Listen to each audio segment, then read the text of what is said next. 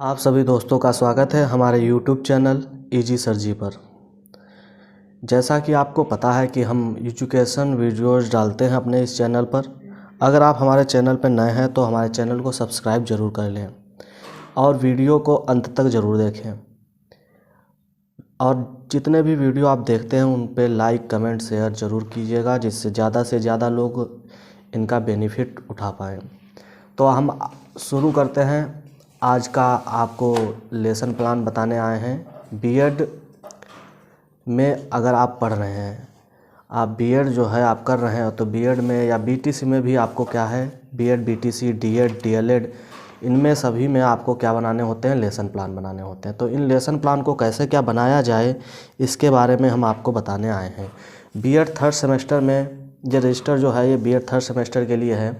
तो BEd third semester में आपको अगर पाठ्य योजना बनानी है हिंदी में, कक्षा 8 की अगर पाठ्य योजना बना रहे हैं आप, इस वीडियो के माध्यम से ये भी आपको मतलब एक तरीका पता चल जाएगा कि आप किसी दूसरी कक्षा की भी अगर पाठ्य योजना बनाना चाहते हैं तो यहाँ से आप वीडियो देखकर आपको एक आइडिया लग जाएगा कि आपको कैसे क्या पाठ्य योजना बनाई जानी है।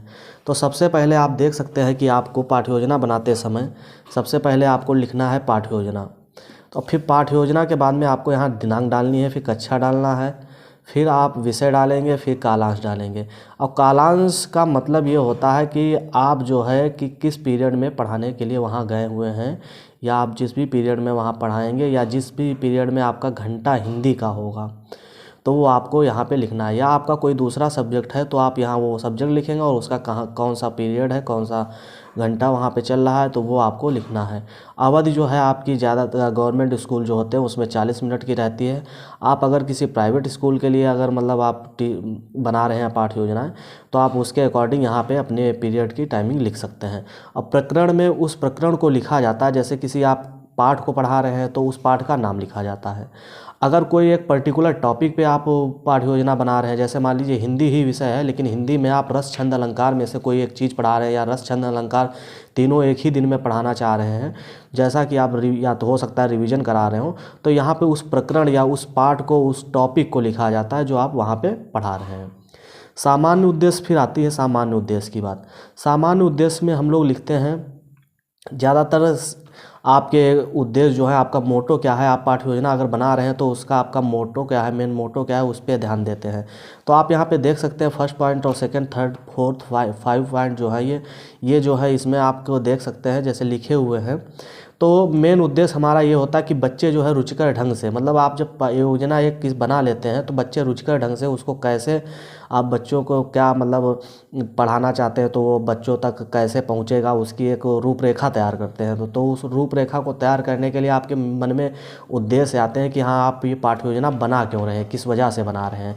आप ये वीडियो जो है इजी सर जी पर देख रहे हैं, हमारे यूट्यूब चैनल इजी सर जी पर। अगर आप यूट्यूब पे ये वीडियो देख रहे हैं और आप नए हैं तो आप इस वीडियो से आप अगर लाभान्वित हो रहे हैं, आप इसकी हेल्प से अपना पाठ्य योजना बना रहे हैं, तो आप हमारा हौसला बनाए रखने के लिए, हमारा हौसला बढ़ाने के लिए आप वीडियो को लाइक कीजिए, कमेंट कीजिएगा और अपने दोस्तों के साथ में शेयर भी कीजिएगा, और साथ में हमारे चैनल को सब्सक्राइब भी कीजिएगा, और अपने दोस्तों से भी, फैमिली मेम्बर से भी इसको सब्सक्राइब ज़रूर कराइएगा। फिर आप नीचे जाके देख सकते हैं विशिष्ट उद्देश्य। एक ये सामान्य उद्देश्य जो है मेनली मतलब ये उद्देश्य ही रहते हैं, तो इनसे जो है आप ध्यान दीजिएगा इनको सबको। ये तो आपके ज़्यादातर रहते हैं, यही हम चाहते भी हैं कि बच्चों के अंदर ये सब चीज़ें आएँ। फिर विशिष्ट उद्देश्य में आते हैं। तो विशिष्ट उद्देश्य जो होते हैं कि इस पाठ को पढ़ाते समय हम क्या किन चीज़ों को, मतलब इस पाठ से बच्चों को, इस प्रकरण से बच्चों को, इस टॉपिक से बच्चों को क्या मेन चीज़ें हासिल होंगी, उनके अंदर क्या विकास होगा, क्या क्या परिवर्तन आएंगे, तो वो उद्देश्य यहाँ पे लिखे जाते हैं। तो आप ज़रूरी नहीं है कि इसी प्रकरण पे ही लिख रहे हों, किसी दूसरे प्रकरण पे भी अगर लिख रहे होंगे, पाठ्य योजना बना रहे होंगे, तब भी आप जो है उस प्रकरण के अनुसार ही ये पाठ्य योजना जो है कि विशिष्ट उद्देश्य लिख सकते हैं। और शिक्षण विधि जैसे यहाँ पे लिखी हुई है प्रश्नोत्तर विधि, व्याख्यान विधि। आपका प्रकरण जो है यहाँ पे जैसे ये वीणा वादिनी वर्दे है, तो इसके अनुसार यहाँ पे शिक्षण की विधि जो है प्रश्नोत्तर विधि और व्याख्यान विधि है।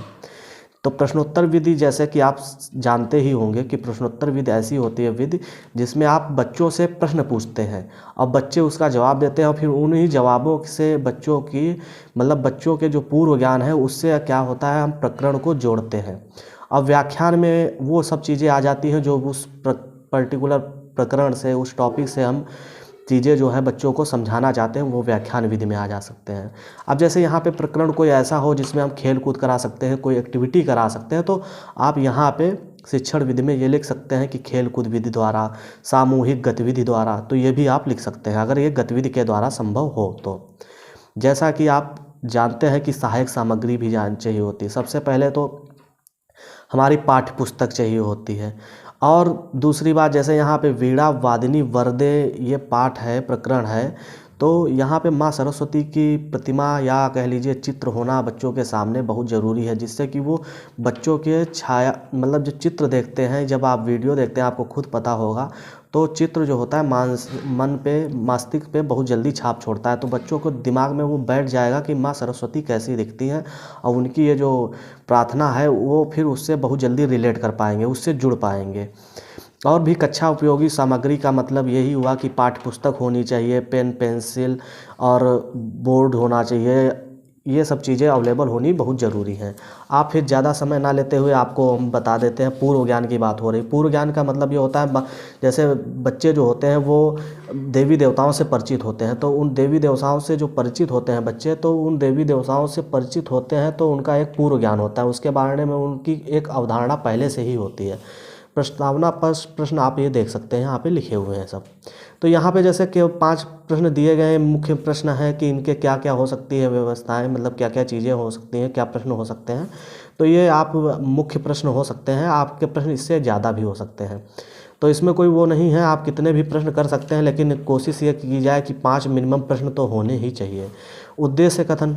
बच्चों, आज हम लोग वीणा वादिनी वरदे नामक कविता का रसास्वादन करेंगे। इस कविता के रचयिता श्री सूर्यकांत त्रिपाठी निराला जी हैं। तो जैसे आपका प्रकरण कुछ और होता है, तो आप उससे रिलेटेड जो भी जानकारी बच्चों को बताना चाहते हैं या किताब में जो दी हुई है, तो उसको आप यहाँ पे बता सकते हैं। प्रस्तुतिकरण में ये होता है कि आप बच्चों को एक लय में, जैसे ये कविता है तो प्रार्थना है, तो ये क्या है कि एक लय में गाई जानी चाहिए। लय में तो बच्चे क्या होगा, अगर आप इसको एक कहानी की तरह पढ़ देंगे तो बच्चे भी क्या कहेंगे, उनके अंदर भी मस्तिष्क में ये छाप जाएगी कि हमें भी ये पढ़ना है, इसको गाना नहीं है, इसको एक लय में नहीं गाना है, एक गीत का रूप नहीं देना है। तो बच्चों के अंदर इसका एक सही छाप जाए, तो वो उसके लिए ज़रूरी है कि आप जो है इसको एक बार पहले अपने आप प्रस्तुति इसकी दे दें, फिर उसके बाद में बच्चों को पढ़ाएं और बच्चों से खुद जो है एक लय में गाने के लिए कहें। आदर्श वाचन।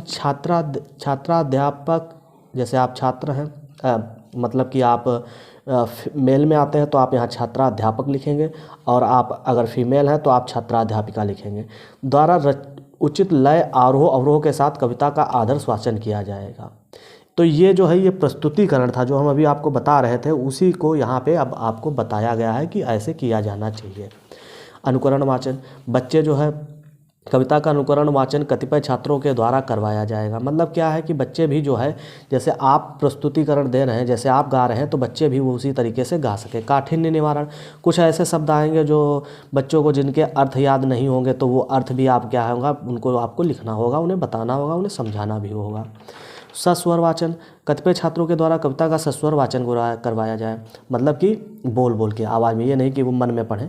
जब बोलेंगे तो तभी समझ में आएगा कि वो सही उच्चारण कर पा रहे हैं कि नहीं कर पा रहे हैं, या किसी शब्द को बोलने में उनको कठिनाई आ रही है या नहीं आ रही है। तो आप यहाँ देख सकते हैं कि भाव विश्लेषण एवं रसानुभूति। छात्राध्यापक या छात्राध्यापिका कथन, छात्र कथन, ये प्रश्न पूछे जा रहे हैं, छात्र जो है उसके उत्तर दे रहे हैं।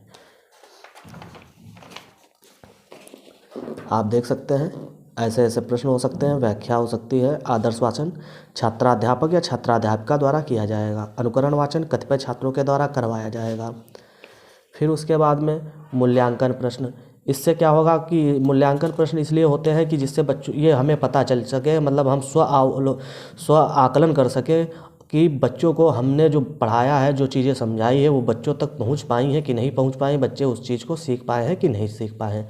श्यामपट्ट कार्य। छात्राध्यापक या छात्राध्यापिका छात्रों से श्यामपट्ट कार्य कॉपी में उतारने के लिए कहेंगे। निरीक्षण कार्य। ये देखिए, ये सबसे मेन चीज़ है कि आपको क्लास में प्रत्येक बच्चे के पास जाना पड़ेगा, उनकी कॉपियों को निरीक्षण करना पड़ेगा, मतलब चेक करनी पड़ेगी, देखना पड़ेगा कि आप जो भी चीज़ें पढ़ा रहे हैं, आप जो भी प्रकरण दे रहे हैं, करा रहे हैं, उस पर वो कार्य कर रहे हैं कि नहीं कर रहे हैं, क्लास में वो जो है कक्षा में अपना ध्यान दे रहे हैं कि नहीं दे पा रहे हैं। गृह कार्य इस कविता को याद करके आना। आपका गृह कार्य कुछ और भी हो सकता है, इससे ज़्यादा भी हो सकता है, एक्स्ट्रा भी हो सकता है। ये एक दिन की है, तो आपका दिन, आप जिस दिन पढ़ा रहे हैं पाठ्य योजना, उसके अनुसार भी यहाँ पे गृह कार्य भी बदल सकता है। आप ये सुझाव दिए जाते हैं तो आप इन सुझावों का पालन कीजिएगा। आपको अगर वीडियो पसंद आता है तो लाइक ज़रूर कीजिएगा और अपने दोस्तों के साथ में शेयर कीजिएगा और ज़्यादा से ज़्यादा कमेंट कीजिएगा और सब्सक्राइब कीजिएगा। धन्यवाद।